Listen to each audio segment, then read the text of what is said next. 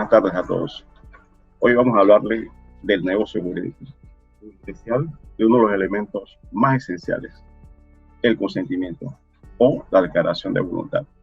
Es importante determinar que en la dogmática jurídica moderna, la esencia del negocio jurídico es la voluntad. Es importante destacar que el derecho no entra a regular el ámbito de la voluntad interna, el pensamiento o la mera intencionalidad, hasta que ésta es exteriorizada de alguna forma. Esta regla general encuentra su excepción en relación con los vicios del consentimiento. Cuando una vez declarada la voluntad, puede probarse que en la formación de la misma intervino violencia, dolo, intimidación o error, lo que produciría que el negocio jurídico no produzca los efectos jurídicos deseados.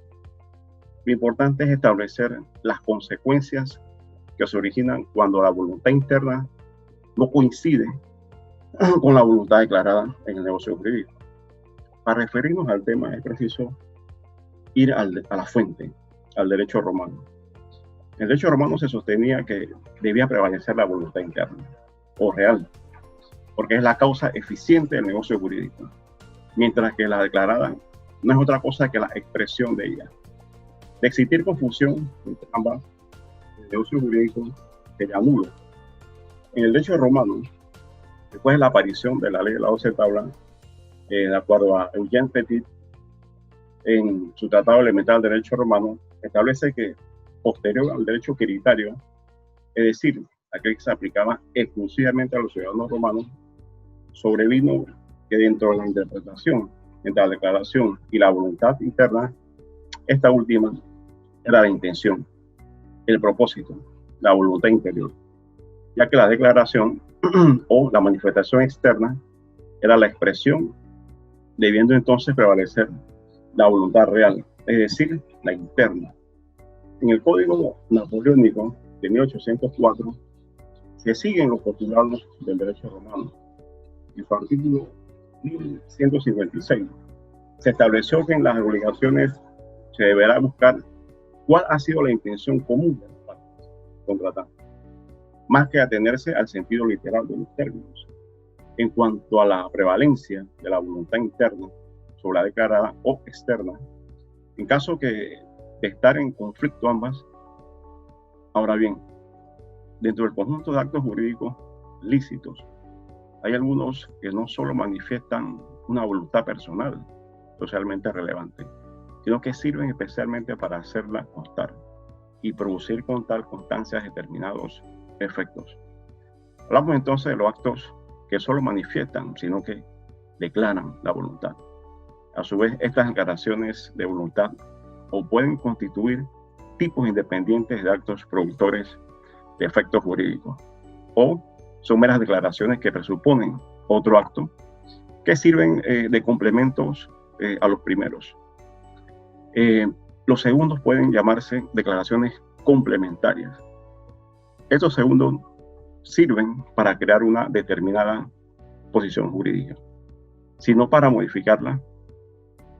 Podemos decir que la declaración de voluntad como uno de los requisitos del contrato, y que no toda la doctrina admite como elemento esencial, es la que constituye la esencia del concepto de negocio jurídico.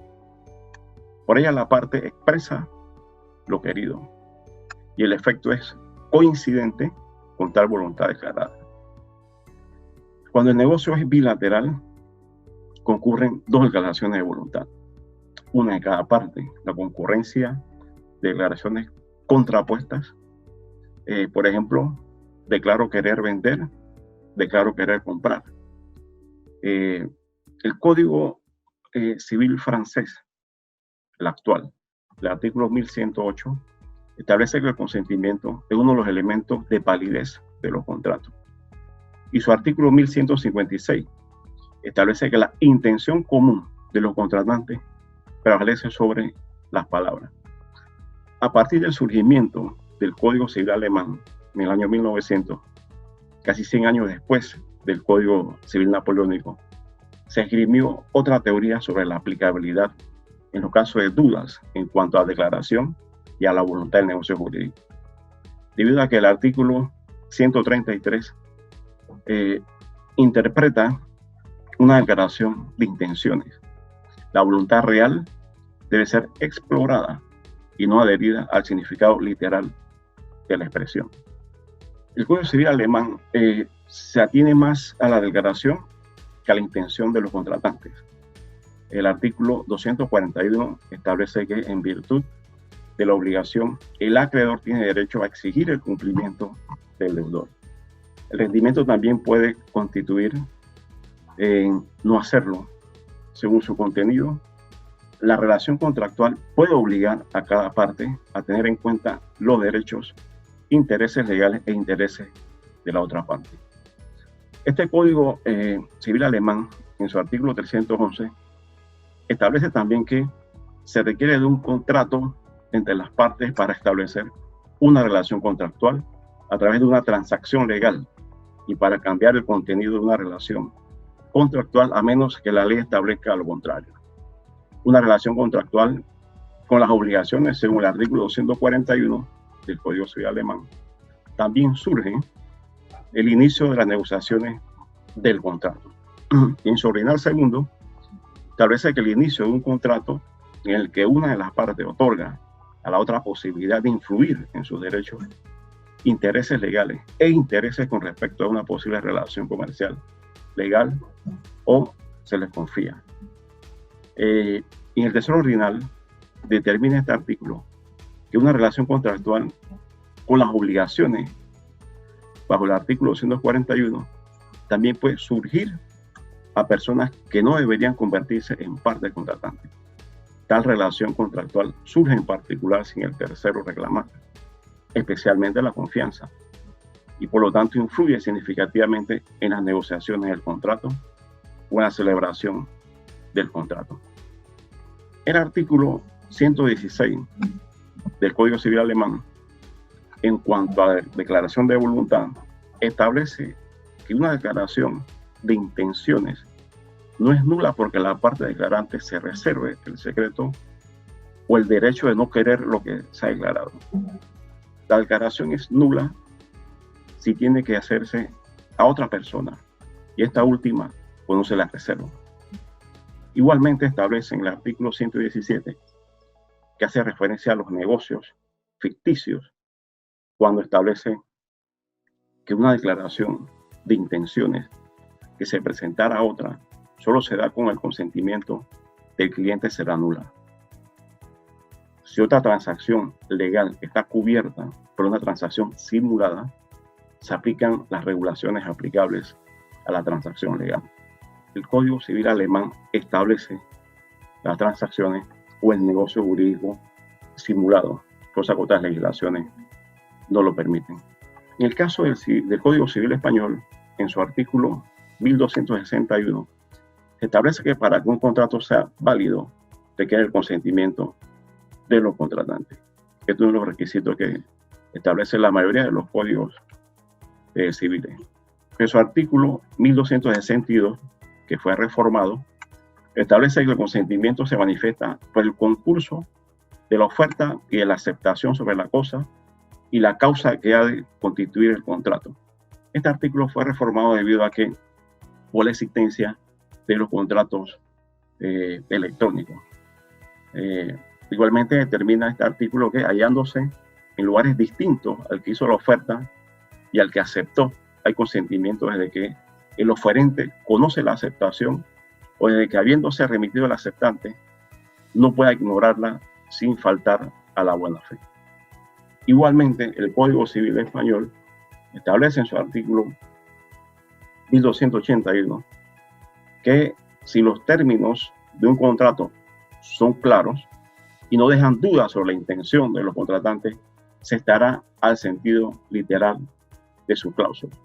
Si las palabras parecieran contrarias a la intención evidente de los contratantes, prevalecerá esta sobre aquella, es decir, va a prevalecer la intención de los contratantes.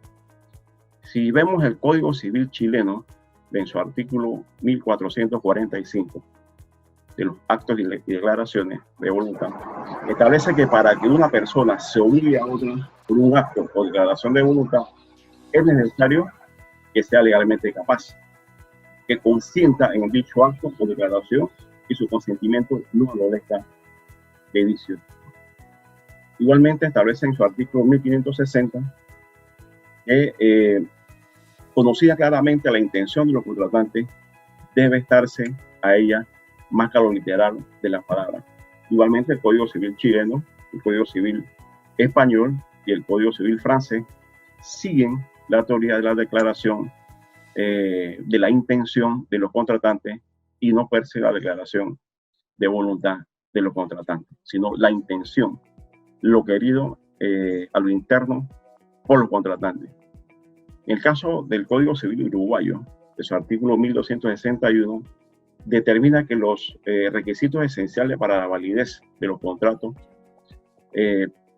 establecidos para que esto tenga validez son esenciales, 4 de ellos. En este caso en particular, el consentimiento de las partes. Su artículo 1298 establece que, habiendo ambigüedad en las palabras, debe buscarse más bien la intención común de las partes, que en el sentido literal de los términos, la capacidad es requisito del consentimiento. Por eso algunos códigos las han eliminado. En el caso del Código Civil paraguayo, vemos que el caso del Código Civil uruguayo también se atiene a lo que es, al final de la interpretación del contrato, la intención de los contratantes más que la declaración establecida en el contrato. En el Código Civil paraguayo se establece pues en su artículo 673 que son requisitos esenciales del contrato. Primero, el consentimiento o acuerdo de las partes. Pero cuando hace referencia a la interpretación del contrato, en su artículo 708, establece que al interpretarse el contrato se deberá indagar cuál ha sido la intención común de las partes y no limitarse al sentido literal de las palabras. Para determinar la intención común de las partes, se deberá apreciar su comportamiento total, aún posterior a la conclusión del contrato. Igualmente, este Código Civil paraguayo se adhiere a la búsqueda de esa intención de las partes más que a la declaración exterior. Cuando vemos el Código Civil argentino, en su artículo 971, que establece que lo referente a la formación del consentimiento, no dice que los contratos se concluyen con la recepción de la aceptación de una oferta o por una conducta de las partes que sea suficiente para demostrar la existencia de un acuerdo. Igualmente sigue un código nuevo, evidentemente, sigue la trayectoria, en este caso en particular, de la nueva forma de consentimiento, ubicándose siempre en los contratos electrónicos. Igualmente, el artículo 972 establece que la oferta es la manifestación dirigida a persona determinada o determinable, con la intención de obligarse y con las precisiones necesarias para establecer los efectos que debe producir de ser aceptada. Es meritorio señalar también que el artículo 263 de este Código Civil y Comercial argentino, que es nuevo este código, establece el silencio como una manifestación de voluntad. Dice que el silencio opuesto a actos o a una interrogación no es considerado como una manifestación de voluntad conforme al acto o la interrogación, excepto en los casos en que haya un deber de expedirse que puede resultar de la ley, de la voluntad de las partes, de los usos y prácticas, o de una relación entre el silencio actual y las declaraciones precedentes. En cuanto a la interpretación del contrato, el artículo 1061 de este Código Civil y Comercial de Argentina establece que el contrato debe interpretarse conforme a la intención común de las partes y al principio de la buena fe. Está haciendo referencia igualmente a esa intención común de los contratantes más que a la letra, más que a la declaración establecida en los contratos, sino al querer de los contratantes. También establece este Código Civil argentino una interpretación restrictiva en su artículo 1062. Manifiesta que cuando por disposición legal o convencional se establecen expresamente una interpretación restrictiva, debe estarse a la literalidad de los términos utilizados al manifestar la voluntad. Bueno, aquí cambia totalmente la faceta de no tanto ver la intención interna de los contratantes, sino lo establecido en el contrato. Este artículo no es aplicable, dice el Código Civil argentino, a las obligaciones del predisponente y del proveedor en los contratos por adhesión y en los contratos de consumo, respectivamente. El artículo 1063 de este Código Civil argentino establece que, en la referencia a que si las palabras empleadas en el contrato deben entenderse en el sentido que les da el uso general, excepto que tengan un significado específico que surge de la ley, de acuerdo de las partes o de los usos y prácticas del lugar de celebración conforme a los criterios dispuestos para la integración del contrato. Asimismo, pues, el Código Civil mexicano, en su artículo 1793, establece que para la existencia del contrato se requiere, 1, el consentimiento. Y en su artículo 1851 establece que si los términos de un contrato son claros y no dejan dudas sobre la intención de los contratantes, se estará en el sentido literal de la cláusula. Si las palabras parecieran contrarias a la intención evidente de los contratantes, prevalecerá esta sobre aquella. Igualmente, el Código Civil mexicano se adhiere a los presupuestos establecidos a que la intención interna de los contratantes tiene más relevancia cuando se interpreta el contrato a la declaración misma de voluntad ya expresa en el contrato. En el caso de Panamá, el artículo 1112 del Código Civil establece que no hay contratos sino cuando concurren los requisitos siguientes, y entre ellos menciona el consentimiento de los contratantes. Pero su artículo 1132 establece que si los términos de un contrato son claros y no dejan dudas sobre la intención de los contratantes, se estará al sentido literal de su cláusula. Si las palabras parecieren contrarias a la intención evidente de los contratantes, prevalecerá esta sobre aquella. Panamá sigue igualmente a la doctrina ecléctica en cuanto a la declaración de voluntad, debido a que le da importancia y preeminencia cuando hay duda en la interpretación del contrato a la intención de los contratantes por encima a la voluntad declarada en el contrato. La manifestación de voluntad puede ser expresa, tácita o presunta. La expresa puede ser verbal o por escrito. La vimos en los contratos que se generan. Nuestro Código Civil establece situaciones en donde se da esta manifestación de voluntad tácita. Tal es el caso en el artículo 883, en la aceptación de herencia, que puede ser expresa o tácita. Expresa es la que se hace en documento público o privado, y la tácita es la que se hace por actos que suponen necesariamente la voluntad de aceptar.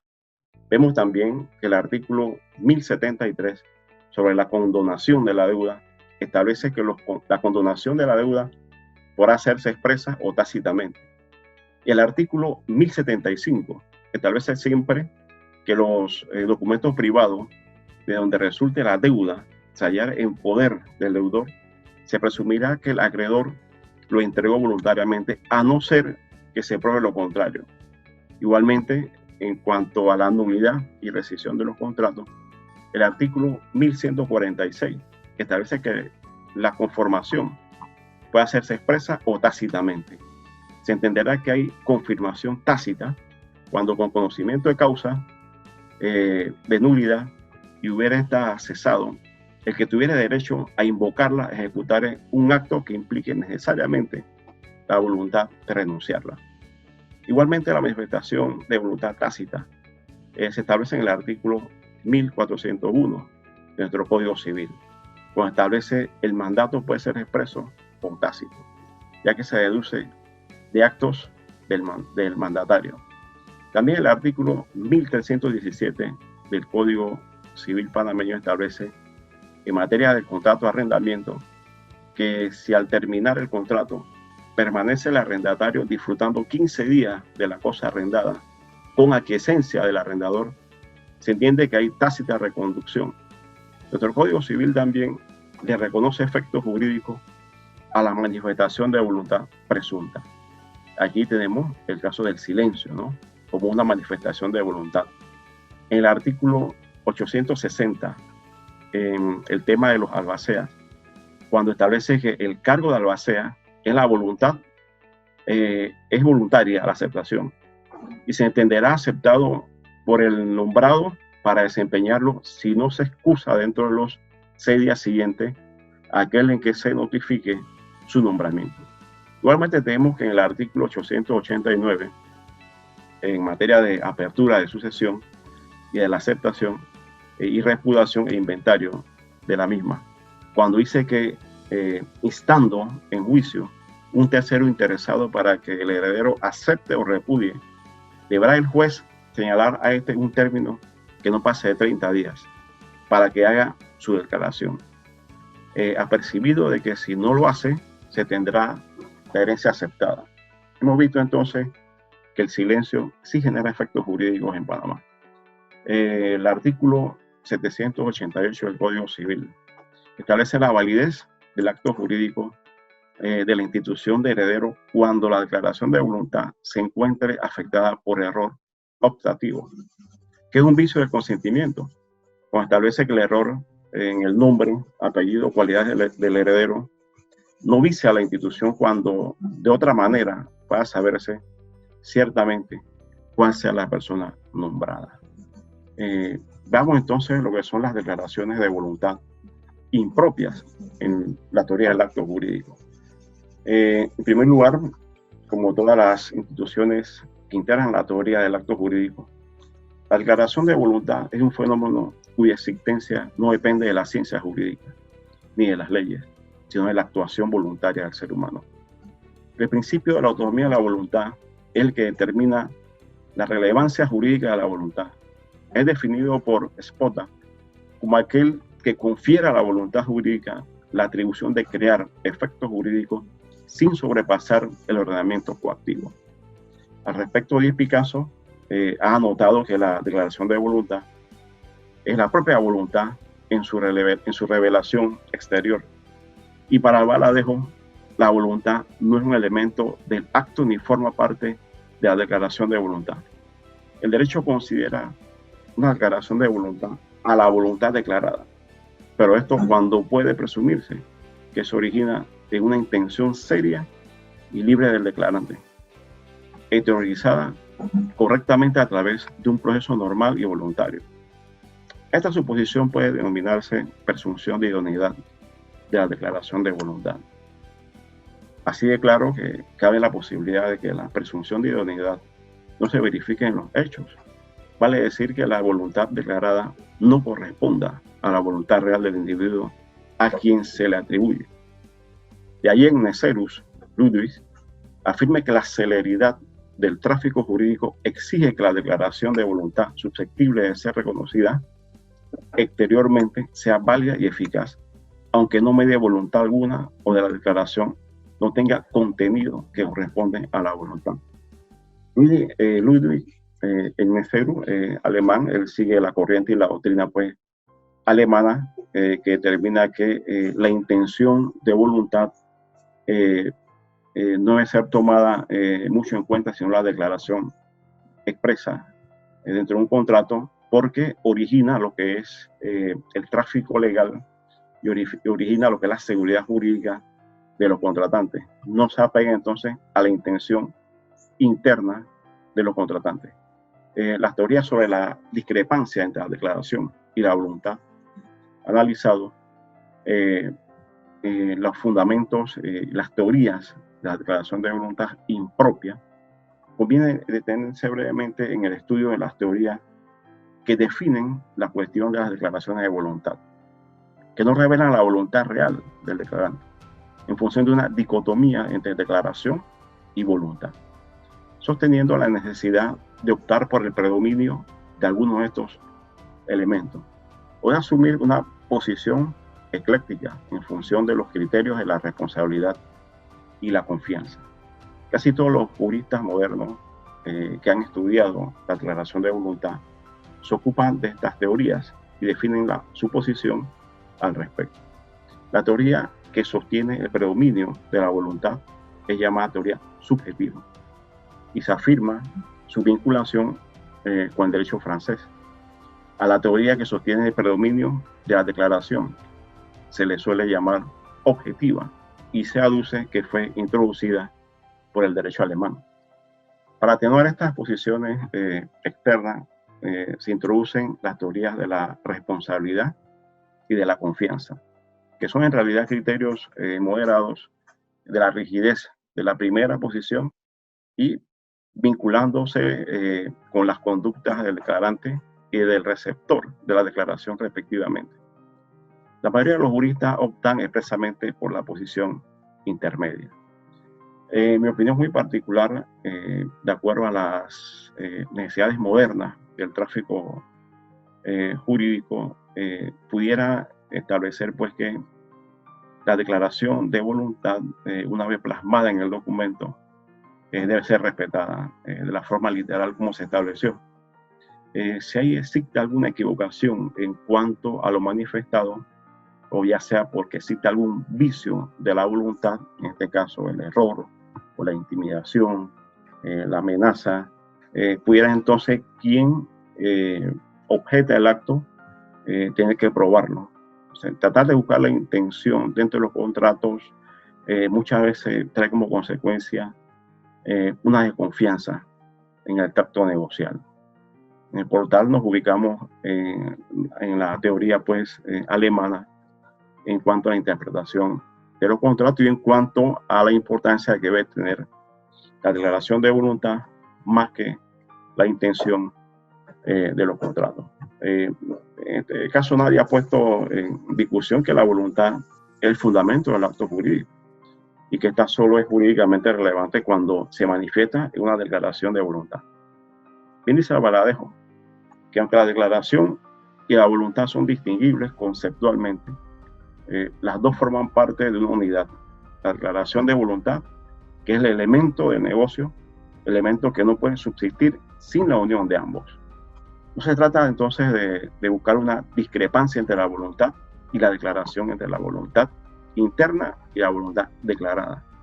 Porque este planteamiento, al forzar una dicotomía, exige la comparación de un concepto jurídico, en este caso declaración de voluntad, con un elemento que por sí solo no tiene prevalencia, que es en el derecho, que es la voluntad interna. El verdadero problema que interesa en la teoría del acto jurídico es que una declaración de voluntad considerada por el derecho como relevancia de la voluntad del individuo, protegida por la presunción fundada en la razonabilidad y la confiabilidad, no surtan los efectos queridos por estar afectada de algún vicio que le reste validez. Sea entonces una declaración de voluntad impropia. Cuando hablamos de una declaración de voluntad impropia, existen soluciones jurídicas para esta declaración de voluntad impropia, es decir, no querida o afectada por un vicio. Hemos venido refiriéndonos a la facultad de demostrar en contra de la presunción de idoneidad de una declaración de voluntad impropia. Denominación general de derecho de impugnación pudiera ser. Usted dice que lo declarado no es realmente declarado por usted. Usted tiene la capacidad entonces de impugnarlo y de probarlo en sí. No obstante, la doctrina de los actos jurídicos ha organizado distintas soluciones a la impropiedad de una declaración de voluntad, cuyo efecto es la desvinculación aparente del declarante de las consecuencias jurídicas de esa declaración impropia. La solución tradicionalmente admitida en la doctrina es la anulación del acto defectuoso. Como afirma Albaladejo, el acto anulable es provisionalmente válido, la unidad está pendiente de la voluntad del titular con el derecho a la impugnación.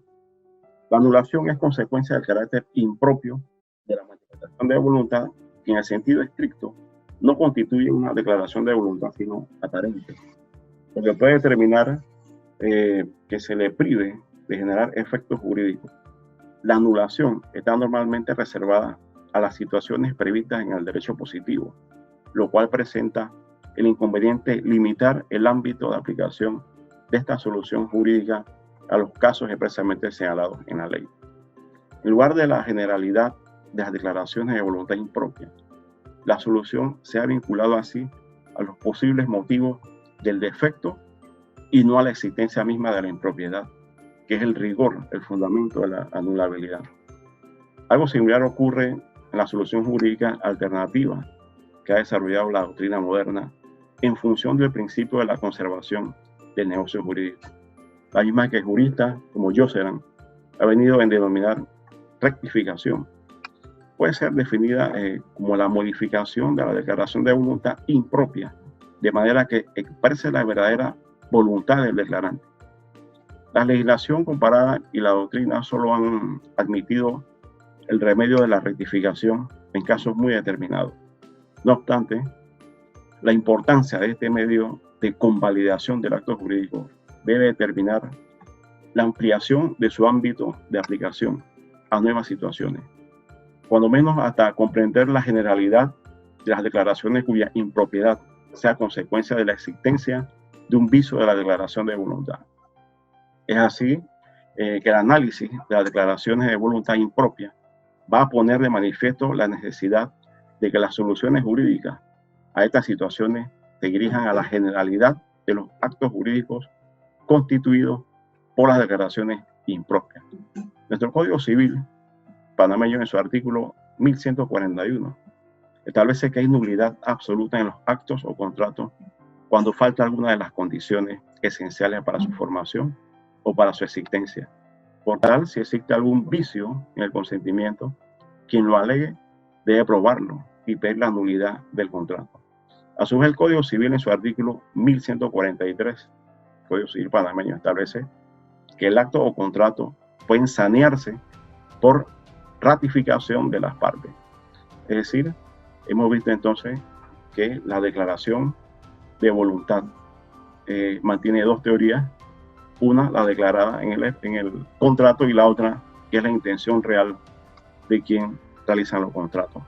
Hemos visto entonces que distintos países, el nuestro, España, Francia, con excepciones de Alemania y en cierta medida Argentina, pues establecen otro concepto muy distinto de la importancia de cuál tiene preeminencia en la medida de la interpretación de los contratos. La voluntad declarada expresa en el contrato o la intención de los contratantes. Vamos a dejarlo por hoy hasta aquí. Sugiero que se suscriban al canal de YouTube y próximamente entonces estaremos viendo el tema del abuso del derecho y la doctrina de los actos propios. Saludos y que tengan un excelente día.